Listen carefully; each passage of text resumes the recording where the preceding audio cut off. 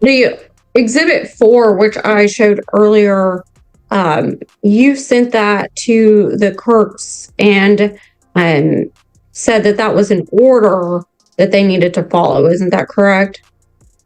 I sent that to Sandra from my phone. She was the only one that had received that, and I'm not quite sure what is mean by a forged document. Did you make the document? I did, or make the original document off of a document that was made for my older children because I did not have finances to file a court case. So you've just admitted that you made a document with a judge's signature that the judge didn't sign? No, ma'am. I made the SAPSER on my own, and if the document that was sent to Stephen had something from the other children's document, that would have been that. I did not use that same document with any police officers. I don't understand a court order. It wasn't. It was a SAPSER. A SAPSER can be a court order. I'm trying to understand how a petition got a judge's signature on it that was sent. Probably the wrong document was, I'm sorry. Oh. It wasn't a wrong document. It's a cut and paste document. It sounds like this judge is cutting through the excuses and getting straight to the truth. When someone's story keeps changing, it's usually a sign that they're hiding something.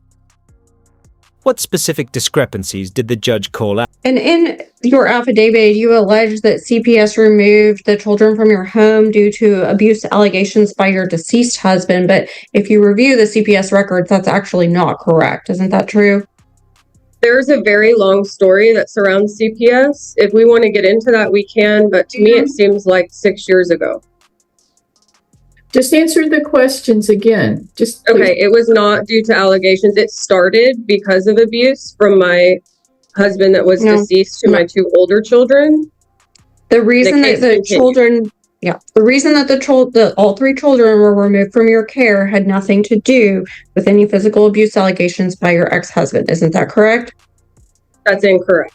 So the reason they were removed, is that what you said? Can you state that again? From the CPS case that occurred in 2017, all 3 children were removed from your care, and you allege that that was because of physical abuse allegations by your deceased husband. That's not actually true. I'm sorry. No, ma'am. The CPS case began because of that. They were removed because I was dealing with severe depression after going through that while being in doctorate school and just having a child. In that CPS case, you ended up losing conservatorship of your 2 older children for a period of time. Isn't that correct? Yes, ma'am. Okay. And you allege that Mr. Kirk refused to drug test in that CPS case, but a review of those CPS records will reveal that he actually did drug test when CPS asked him to. Isn't that correct? Yes, ma'am. He did drug tests, but which after he left to Houston, and CPS consistently tried to... Objection non-responsive. Sustained. Okay. This is, okay, you listen to the question, but I'm going to, wait. We've already said CPS 6 years ago, that's not going to determine this jurisdictional issue. So stop it. We don't need to go there. And that, Ms. Blankenship, I'm going to say the same thing to you if you get back there. I mean, I want to know, this is about when the lawsuits were filed in the kid's home state. This is not about the merits. The merits will be taken up by whichever court has jurisdiction. Understood, Your Honor. Miss, you state in your affidavit that he absconded and kidnapped Lila in August of 2023, but that isn't correct, right? He left with the child in June of 2023. Late June to early July. Yes, that date is incorrect. The exhibit 4, which I showed earlier, you sent that to the Kirks and said that that was an order that they needed to follow. Isn't that correct? I sent that to Sandra from my phone. She was the only one that had received that, and I'm not quite sure what is mean by a forged document. Did you make the document? I did make the original document off of a document that was made for my older children because I did not have finances to file a court case. So you've just admitted that you made a document with a judge's signature that the judge didn't sign. No, ma'am. I made the SAPSR on my own, and if the document that was sent to Stephen had something from the other children's document, that would have been that. I did not use that same document with any police officers. I don't understand a court order. It wasn't. It was a SAPSR. A SAPSR can be a court order. I'm trying to understand how a petition got a judge's signature on it that was sent Probably the wrong document was, I'm sorry. Oh, it wasn't a wrong document. It's a cut and paste document at best. It was sent to his phone from my phone, and I did not make that into a forged document. I'm going to show you what's been marked as Exhibit 4. Are you suggesting that this document was a document that was actually used in your other two children's case? So I used the template from another document that was used in my other children's case. And what was the purpose of creating this template? To file with the court. So, but you sent it to the Kirks and along with messages saying that there's this court order and you're going to enforce it and they're going to get kidnapping charges. Isn't that correct? This is the document that was sent to them, correct. He was aware there was a SAPSR filed. Can you explain how that SAPSR document got a judge's signature on it? I can't explain that, Your Honor, but as I look at it, it seems as though the document that I was creating had copy and pasted to that document, and I sent the wrong one to Sandra. It's the same SAPSR that was filed in the state of Texas. Okay, well, I do understand how that works. I'm going to stop you because I think there is a crime for creating government documents or messing with, but I'll leave it at that. And so I understand. I will just caution you that I think there could be some potential criminal liability about that. I understand. Wow, that's next level deception. Forging a judge's signature and using it to threaten someone with kidnapping charges, that's not just a mistake, that's straight up illegal. I'm guessing the judge didn't hold back on calling her out. Did she face any real consequences for it, or is the court still deciding? I had bought her an iPad to keep her location. He began shutting off that iPad. I started to see their living conditions, and then I started to get calls from family whenever his phone was off. So I sent a private investigator out to locate him.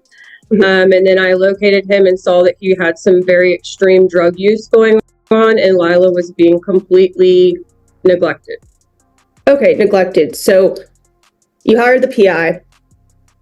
How did you get Lila back at that point? So at that point, I went out to visit. Steve was extremely erratic. I'm not quite sure what he was using, but I was able to talk with him and kind of get an agreement that Lila would come back with me while he would get better. But Ms. Flockley, you tried to bring the child back. When you allowed Stephen to take her, there, as has been said, there's no court orders in place. So why was it that you, even with him have done something similar before, why was it that you allowed this summer visit to New York with him? He had worked for the last year and a half to try to get that time with her. And I was also under the false pretense, realizing that he was not on the birth certificate, that he would not be able to just pick a child up that he had no right to and take off with her. And have you made any preparations for Lila in your home for her hopeful return? And that's subject to relevance. Sustained. What does that go to jurisdiction? I'm not trying the merits of this case today. Has the child ever lived, besides the summer visits, weekends with Mr. Kirk, she ever known any other state as home where she goes after school? Absolutely not. Except for the last school year. Right? When we were unable to retrieve Hold her. on. That's a yes or no. The child's been in school in New York for the 23-24 school year. Right? Yes, sir. Okay. So other than that school year, you can ask the question, but all right. Go ahead. School year started in 2023. Mary, after you hired us, we filed a ex parte temporary restraining order, correct? Correct.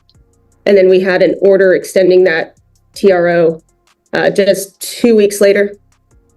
Correct. And we had two orders for a writ of attachment signed by Judge Iserloh, and I believe it was Judge Iserloh.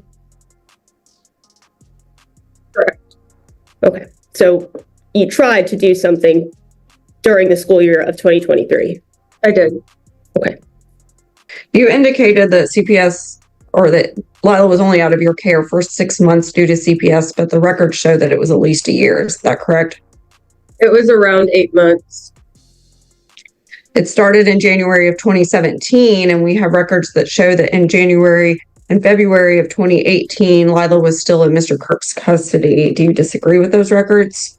I do, because Lila was never permanently removed from me. He removed her to Houston, and whenever he decided, he just brought her back because she was no longer part of the case. If you reviewed the records, you would see that Lila was in daycare that entire time in Houston. Do you disagree with that? She moved back and forth. I do disagree with the full time her being there, correct. And you indicated that Mr. Kirk took Lila to New York in May of 2021, but in actuality, she had been living in New York since at least 2020. Isn't that correct? Lila had a stint in New York for about 6 to 8 months. That's the only other time she's been there. So we have records that we've introduced that show that Lila was in preschool from September of 2020 all the way through September of 2021, and that she was also enrolled in the school district from in the fall of 2021 all the way until she was unenrolled by you in 2022. Do you disagree with that? I need to double check on the preschool records, but I don't 100% disagree. I don't believe she was there for a full year. This was during COVID. And you stated that during this period of time, you were unable to locate her in this 2021-2020 period. And you ultimately found Mr. Kirk in Oswego, but you knew that that is where his mother and his family lived, and that that's where he had previously resided. Isn't that correct? Correct. He shut off all communication. His family was there, but I had no idea where Steve lived after the first 6 months where Lila and I talked daily. So from 2020 to 2022, you're stating you had no idea where he was and you weren't able to go get her even if you wanted to. Is that correct? No, not from 2020 to 2022. After 6 to 7 months of him being there, that's whenever he cut communication as he was struggling with his own addiction issues. So 6 to 7 months after he would have been there, see if they were there, and we have shot records and daycare records that show she was there in September of 2020. 6 months would have put you in March of 2021, but you didn't go up to go get Lila until May of 2022. Isn't that correct? I had visited her once in November for the holidays. And then after all of that communication cut off, yes, I came back after I located where he was living and came to pick her up. But for the period of 2022 until you say that he cut you off, you were fine with Lila living with him. Is that correct? I was, because we communicated daily and it was in the middle of COVID and travel was not conducive at that time. But you were able to go up and visit her? In November when things settled down, yes. You indicated that you were blocked from both Stephen and Ms. Kirk's phones, but it's accurate that you were only blocked from Ms. Kirk's phone. Isn't that correct? Yes, Ms. Kirk refused to give me Stephen's phone number until she blocked me, so all communication had... Yeah, at that point, she's just digging herself deeper. When the court has solid records contradicting your claims, doubling down on lies is the worst possible move. It's like watching someone try to talk their way out of quicksand. The more they struggle, the worse it gets. Do you think the judge will charge her with something, or is she just getting a harsh lecture for now? And have you had the opportunity to speak with the attorney that's been appointed for Lila in the New York case? I requested from Steve and Sandra their information, and I tried to also talk to the court to get her information. I was told that I cannot obtain her information, and Stephen told me that I should not be speaking to her. But the question is, have you spoken to No, ma'am. Okay, not all that other stuff, just have you spoken to her? Okay, thank you, ma'am. Anything further, Ms. Blankenship, any other evidence? Okay, so I think at this point, what I need to do is try to reach out to the judge. Ms. Leek, where did you send that information? I sent it to Ms. Chambers, and I can send it to someone else if you prefer. I sent Ms. Chambers a message. Go ahead and send it to, and did you CC Ms. Blankenship on that? Yes, she did. And Mr. Lilly. Judge, you might want to have her send it to me. I think Victoria stepped out. Well, I just sent it to the, yeah, that's right. I forgot Ms. Chambers is gone for the afternoon because so send it to my submission email address, please. Okay. It's 419.submission singular at traviscountystx.gov. What's the judge's name, Ms. Leek? It's Rosario, Judge Rosario, and All right. Well, I'll reach out as soon as I get. If you send me an email with at least a pleading, so I can pull it in the box, and I'll try to call the judge this afternoon and see how quickly I can get hold of her. And Your Honor, you wanted us to go ahead and send a proposed order. If you guys both want to send a proposed order, that'd be fine. Sounds like you're crafting some engaging courtroom breakdown content. Are you looking to refine your script, add more punch to your delivery, or something else?